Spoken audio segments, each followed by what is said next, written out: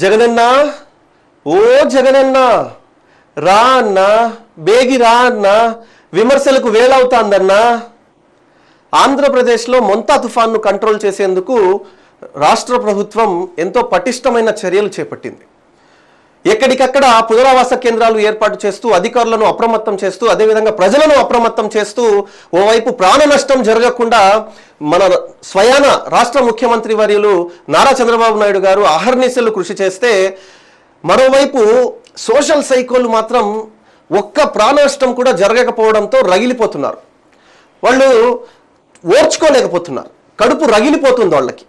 ఎందుకంటే మన జగన్మోహన్ రెడ్డి గారు అధికారంలో ఉన్నప్పుడు తాడేపల్లి ప్యాలెస్లో గతంలో తుఫాన్ వచ్చినప్పుడు తాడేపల్లి ప్యాలెస్లో ఆయన స్థిరంగా ఉన్నారు, రెస్ట్ తీసుకుంటూ ఉన్నారు. ఇప్పుడు బెంగళూరు ప్యాలెస్లో రెస్ట్ తీసుకుంటున్నారు. అదే చెప్పడం జగనన్న రా అన్న వేళయిందన్నా. ఏముంది, నారా చంద్రబాబు నాయుడు గారు ముఖ్యమంత్రి వర్యులు ఏవైతే పటిష్ట చర్యలు తీసుకున్నారో అదేవిధంగా కూటమి నేతలు అందరూ కూడా ఎక్కడికక్కడ ప్రతి నియోజకవర్గంలో అధికారులు ఎవరైతే ఉన్నారో అధికారులను అప్రమత్తం చేస్తూ అదేవిధంగా మంత్రులు, ఆయా శాఖల మంత్రులు కానీ ఎమ్మెల్యేస్ కానీ ప్రజానాయకులు అందరూ కూడా ఆ వరద ప్రాంతాల్లో తిరిగి ఎప్పటికప్పుడు కూడా సమీక్షలు నిర్వహిస్తూ ఎప్పటికప్పుడు వాళ్ళకి ప్రజలకు కావాల్సిన అన్ని ఏర్పాట్లు చేస్తూ పునరావాస కేంద్రాలకు వాళ్ళను అక్కడికి తరలిస్తూ ఇవన్నీ చేస్తుంటే జగన్మోహన్ రెడ్డి మాత్రం తాడేపల్లి ప్యాలెస్లో కూర్చో ఉన్నారు.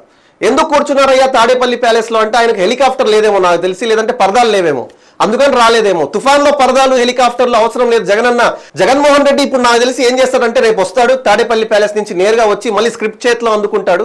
స్క్రిప్ట్ చేతిలో అందుకొని యాజ్ ఇట్ ఈస్ గా విమర్శలు గుప్పిస్తారు నారా చంద్రబాబు నాయుడు గారి మీద, ముఖ్యమంత్రి వర్యుల మీద, అదేవిధంగా నారా లోకేష్ గారి మీద, మంత్రి వర్యులు, అదేవిధంగా డిప్యూటీ సీఎం పవన్ కళ్యాణ్ మీద. జగన్మోహన్ రెడ్డి పని ఏంటంటే చేస్తున్న పనిని అడ్డు తగలడం, లేదా పని అయిపోయాక అబద్ధపు ప్రచారం చేయించడం. ఏ విధంగా అయితే యథా నాయక తథా కార్యకర్త అన్నట్టు జగన్మోహన్ రెడ్డి పరిస్థితి ఉంటుంది. అయితే రాష్ట్ర ప్రభుత్వంలో మనం చెప్పుకోవాలంటే మొంతా తుఫాన్ ధాటికి ప్రాణ నష్టం లేకపోయినా ప్రాణ నష్టాన్ని నివారించేందుకు ఎక్కడికక్కడ మన రాష్ట్ర ముఖ్యమంత్రి వర్యులు నారా చంద్రబాబు నాయుడు కానీ కూటమి ప్రభుత్వం కానీ అధికారులు కానీ సక్సెస్ఫుల్ గా ఎక్కడ కూడా ఎటువంటి నష్టం జరగకుండా చేశారు. అయితే ఏదైతే అంత పెద్ద తుఫాన్ ధాటికి చిన్న చితగా ఆస్తి నష్టాన్ని కూడా అవ్వకుండా నివారణ చర్యలు గట్టిగా తీసుకున్నారు. ఇది తీసుకోవాలంటే ముందుగా ప్రజలను అప్రమత్తం చేస్తూ ఎప్పటికప్పుడు ఏదైతే సోషల్ మీడియాలో ఆ ప్రభుత్వం డైరెక్ట్ గా సోషల్ మీడియా ప్రజలను తమ మొబైల్స్ లో ఎప్పటికప్పుడు అలర్ట్ గా ఉండండి అని పంపిస్తున్న మెసేజెస్ తో సోషల్ మీడియా సైకోలకు అసలు కంటి మీద అదేదో కంట్లో నలుసులాగా తయారైంది అది. ఎందుకంటే అంత అప్రమత్తం చేసేస్తే ప్రజలు అప్రమత్తం అయిపోతారు, బతికిపోతారు, పునరావాస కేంద్రాలకు వెళ్ళిపోతారు. అలాంటప్పుడు ఎలా మా పరిస్థితి, మాకు కంటెంట్ దొరకదే, మా అన్న జగనన్న వచ్చి ఇక్కడ శవరాజకీయం చేయడానికి ఛాన్స్ ఉండదే, వచ్చి జగనన్న అలా తిరగడానికి చనిపోయిన తర్వాత వచ్చి ఎకిల్ నవ్వులు నవ్వడానికి ఛాన్స్ ఉండదే అని చెప్పి వాళ్ళు సోషల్ మీడియాలో ఎప్పటికప్పుడు ఇంకా వేరేది ఏది వాళ్ళకు దొరకలేదు కాబట్టి ఏదైతే ప్రభుత్వం ప్రజలను అప్రమత్తం చేసేందుకు మెసేజెస్ పంపుతుందో ఆ మెసేజెస్ పై పడ్డారు వాళ్ళు సోషల్ మీడియాపై. అదే చెప్తున్నాం, జగనన్న దయచేసి నువ్వు ఒక్కసారి ఇక్కడికి రా అన్న, వరద పోయింది జగనన్న, ఇకనైనా వచ్చి నువ్వు యాజ్ యూజువల్ గా ఏదైతే విమర్శలు చేయడానికి స్క్రిప్ట్ అందుకుంటావో ఆ స్క్రిప్ట్ అందుకో అన్న. రేపు అందుకొని మన ఇంత బాగా పనిచేసిన మన ముఖ్యమంత్రి వర్యుల్ని, అదేవిధంగా మన మంత్రివర్యులు నారా లోకేష్ గారిని, డిప్యూటీ సీఎం పవన్ కళ్యాణ్ గారిని, ముగ్గురిని నువ్వు ఏదైతే విమర్శలు చేస్తావో ఎడాపెడా అవి చేసేయన్నా అని చెప్పి ఆఖరికి మేము చెప్పే పరిస్థితి.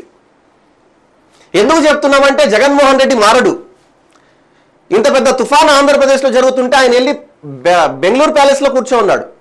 ఇక్కడ ఉండి ఏదైతే తన క్యాడర్ ఉందో ఆ క్యాడర్ను కూడా పరామర్శించే పరిస్థితి జగన్మోహన్ రెడ్డికి లేదు.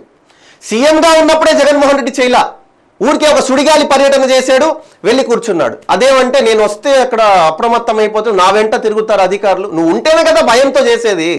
కాబట్టి జగన్మోహన్ రెడ్డికి ఇప్పుడు చెప్పేది ఏంటంటే, నువ్వు వరద పోయింది ఇక వచ్చే ఆంధ్రప్రదేశ్కు అన్నది ఇక్కడ కాన్సెప్ట్ గా తీసుకొని జగన్మోహన్ రెడ్డికి చెప్పడం జరుగుతుంది.